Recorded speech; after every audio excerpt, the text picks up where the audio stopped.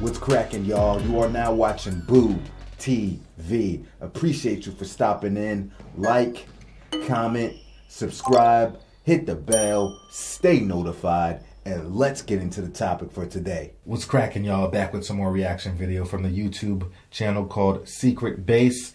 So not too long ago, I had put out a video, and I'll put the link to this video in the description of this one if you haven't checked it out, where I basically, brought up the subject. I was like, hey, could Gregg Popovich have coached, Dennis Rodman and Kobe and Shaq with the success that Phil Jackson had?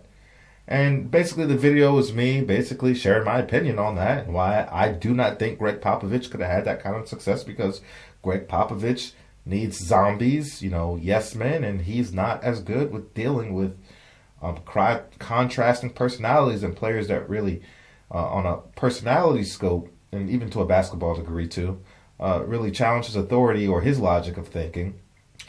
And he's never really had to deal with very difficult players, and when he has had to deal with that, it didn't end up so well. Things didn't go so well for the player and for the team. But in the comment section of that video, shout out to Crayontis and shout out to Chris Dalton 0099 for letting me know that there's a video out there on Secret Base. I've reacted to Secret Base videos before, great YouTube channel, and they said, hey, there's a video on Secret Base on Dennis Rodman and the Gregg Popovich beef that you should go check out. So I was like, bet. Well, I'm here for it. Appreciate you two for pointing this out to me. I didn't know this existed. Like I said, go check out the other video and let's get into this one. This is Dennis Rodman, the extraordinary rebounder who dyed his hair, had piercings, and once kicked a cameraman really hard. And this is Gregg Popovich, the former military man turned executive turned coach whose values include order, discipline, and respecting authority. You might be thinking, is this a children's video trying to teach the concept of opposites? It could be, but because these two spent the '94 season together on the Spurs, it's something else.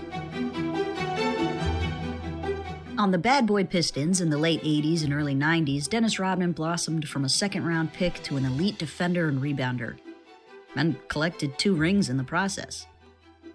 He was known for effort and grit. And sure, he could be a little rough, as was the Bad Boy's style, but he wasn't the eccentric rebel just yet. That came after Spurs GM Bob Bass traded for him in 1993. In that 93-94 season, Rodman began dyeing his hair and dated Madonna. He was having fun, expressing himself and enjoying his celebrity.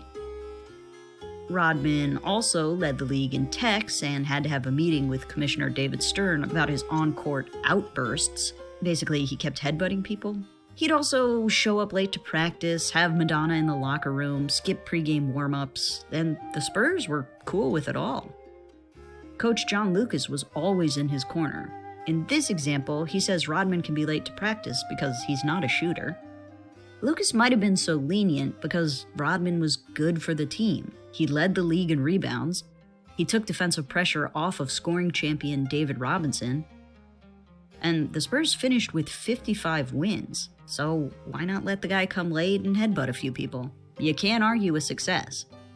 But you can argue with Rodman getting ejected and then suspended in the opening round of the playoffs, a round in which the Spurs were upset 3-1. Now, Dennis Rodman wasn't the only reason the Spurs were eliminated, but you wouldn't know it based on how they reacted and moved forward. They got an all-new front office that was hell-bent on running a tight ship. The Air Force has ships, right? Yes. New President Robert McDermott was a former Air Force pilot who still liked to be called General by everyone. And he hired Gregg Popovich to be the new GM. Pop started his career coaching with the Air Force, where he'd also played. He eventually moved on to the NBA as an assistant coach under Larry Brown, on the Spurs in fact. The strict, no-nonsense Brown was a mentor who Popovich styled himself on. When he moved on to assistant coach under Don Nelson, a more laid-back players coach, Popovich served as the heavy. And that's where Pop was, assisting in Golden State, when the Spurs GM offer landed on his plate. How did 5 years as an NBA assistant coach qualify him for a GM job? Well, the new president liked a lot of Pop's background, mainly the military stuff and focus on discipline. As his daughter explained, Daddy knew Popovich had been at Golden State under Nelly, but the commitment to discipline sold him. Why am I quoting the CEO's daughter? Because she was friends with Popovich's wife, and maybe that had some influence on dear old Daddy. Rest in peace, So Greg he got Popovich's the wife. GM job, but the jury was still out on whether or not he deserved it. For the 94-95 season, we have one man, hired for a disciplinary focus, eager to prove himself. And we have another, league technical foul leader, used to free reign. Teamed up on a championship hopeful. The beef began in the preseason. Dennis Rodman missed the bus to training camp. Pop and head coach Bob Hill yelled at him. Pop also fined him. A week and a half later, Rodman, who was injured, arrived to a preseason game during the second quarter. Pop fined him 15 times what the Players Association allowed for a missed game. And Rodman didn't even miss the whole game. Rodman was doing what he did last year, making his own rules and schedule, and Popovich was drawing a very hard line, telling him that would not be tolerated. In fact, very little would be tolerated. Pop fined the guy for wearing jeans on a team flight. Was Popovich coming down too hard on a talented but difficult guy? Nobody thought so. That talented guy got suspended during the playoffs, remember? Plus, Pop had the support of the team. Yes, he fomented that support in meetings behind Rodman's back, but that's not what the public saw. In the papers, David Robinson, who last year heaped praise upon Rodman for helping him in the team, suddenly seemed to regard Rodman as a detriment. And preseason troubles bled into the regular season. When Rodman was ejected from the final preseason game, Popovich suspended him for 3 regular season games, and threatened longer suspensions if Rodman didn't change. Rodman did not change. He skipped the first practice after his suspension. This led to Popovich saying Rodman needed to grow up, which, believe it or not, did not convince Rodman to listen to him or abide by his rules. 2 days later, after meeting with Rodman, the Spurs put him on a paid leave of absence. Apparently, there was more under the surface of this push-and-pull power struggle. There was also a contract dispute. Rodman came to San Antonio on a 2-year, $4.8 million contract. Then GM Bob Bass said they'd redo his contract, handsomely, after the '94 season. But then Bass resigned under pressure, and the new administration, to quote Rodman, mostly Greg Popovich, said they knew nothing about the promised new contract. With Rodman out for 3.5 weeks, the Spurs went 8-9. That's not the record of a team with championship expectations. Rodman was expected back December 8th, but called out because of a car break-in. Popovich said that was not a valid excuse, and let his irritation show. But a few days later, Popovich let Rodman rejoin the team, saying the forward had met the necessary guidelines to rejoin the team. A premise which Dennis Rodman did not recognize. GM and player were not on the same page, and it was difficult to see how they'd ever... Oh, wait. The Spurs were way better with Rodman. Up until March 16th, they went 33-9 in the 42 overall games Rodman played. With Rodman, the Spurs got to again dream of a championship. Why am I stopping the count on March 16th? Because on that date, Rodman showed up to a game during the second quarter. But Popovich didn't suspend him or fine him. Instead, he kind of said Rodman was a good guy. That's a change. Oh, by the way, Rodman had the second most rebounds in the league at this point, despite not playing in a game until mid-December. He was averaging 17.4 rebounds a game. Freaking nuts, man. On March 19th, Rodman separated his shoulder in a motorcycle accident. His contract forbade him from riding motorcycles, but Popovich again took no disciplinary action. Dennis missed 14 games. The Spurs won the first 12, and their championship dreams seemed less fantastical by the day.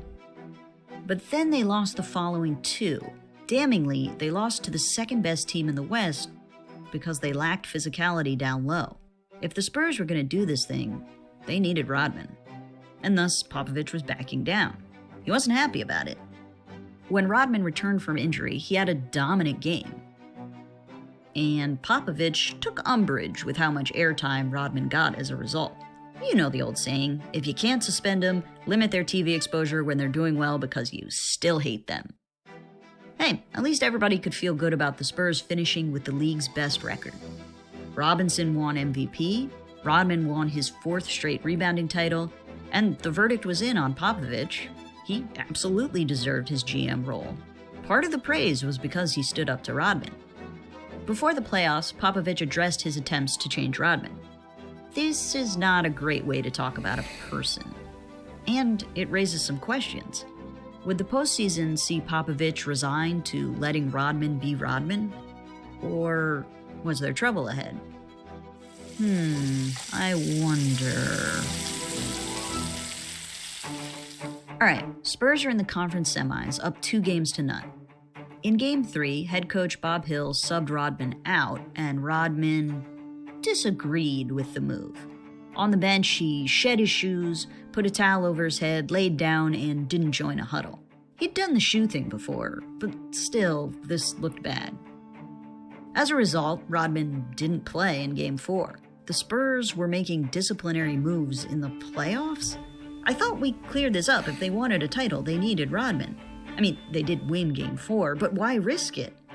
Still in the doghouse, Rodman didn't start Game 5, which they lost. Now, this kind of looks like the beef has shifted from Pop versus Rodman to Hill versus Rodman.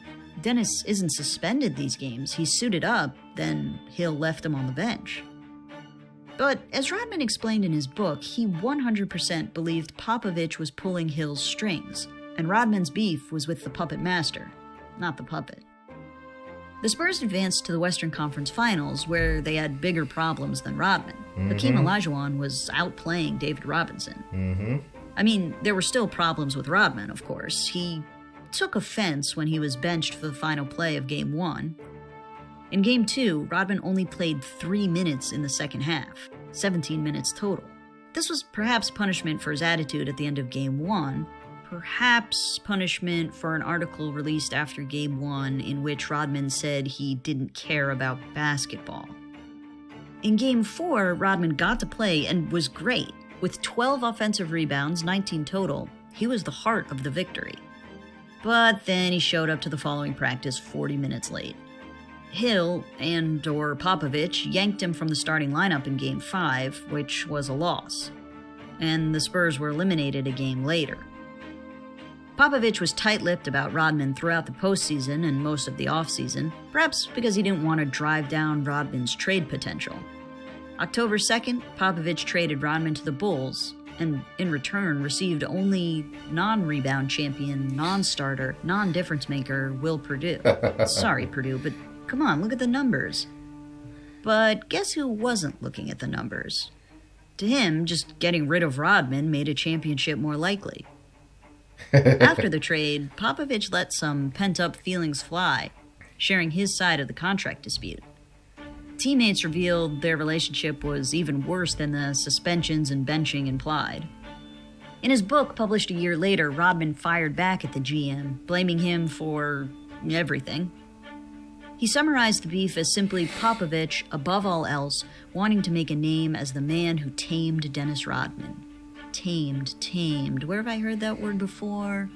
Oh, right, from Popovich. Popovich didn't successfully tame Rodman, but the unknown rookie GM still enhanced his reputation for how he stood up to the rebellious forward. Rodman's reputation at the end of the 95 season, however, was pretty low. San Antonio could have been the end of Rodman. He could have seen his career wither away as the problem child nobody wanted, benched to oblivion while his talent rotted. But that's not what happened. He thrived with the Bulls and collected 3 more rebounding titles, and 3 more NBA championships too. Now, Rodman's success in Chicago could have reflected poorly on Pop. He suspended and wasted a once-in-a-lifetime talent because of attendance and insubordination. He traded away that talent for nothing. Sorry, Purdue, just comparatively. This could damn Popovich. But that's not what happened.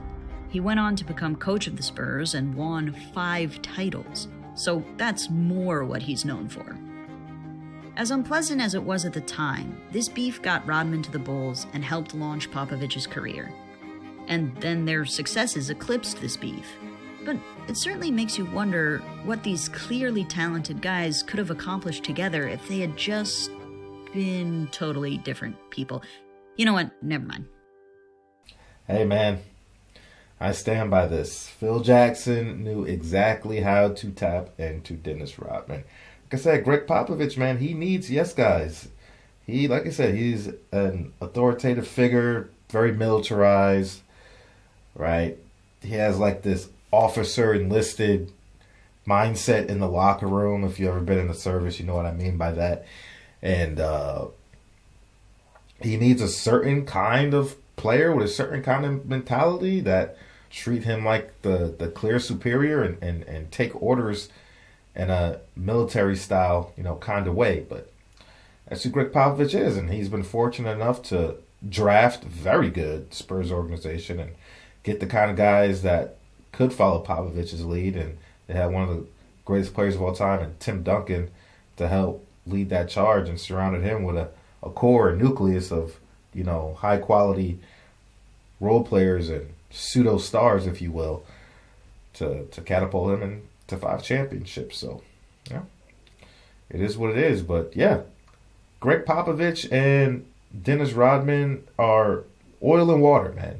Oil and water. There's no way that was ever going to work out. And I think if you actually read in the little, they don't verbatim, they don't read, the little parts of the article that they put in there that they highlight, but I was, listening to her and reading it, and the only reason they didn't give him crap about breaching his contract by riding the motorcycles because another Spurs teammate was riding on the bike with him. That was probably why. Yeah, it is what it is. But Dennis Rodman's impact, you cannot deny. Defensively, effort, energy, and rebounding, you cannot deny how he can, catapult a team. And if it was me, man, listen, work with the guy, understand how he functions. He's different. Sometimes you got to give these guys a little leeway when they can impact the game that kind of way. I mean, hey, I know it sucks. You got to tuck your pride in a little bit, but it's been in the history of the league, certain kinds of players have always gotten different treatment based on what they can provide. Usually it's superstar players. I wouldn't call Dennis Rodman a superstar, but he was a specialist player, and the thing that he specialized in really could impact the game. So there you go. Y'all let me know what you think about it. Like, comment, subscribe, hit the bell, stay notified, and I'll catch you on the next one. We out, baby.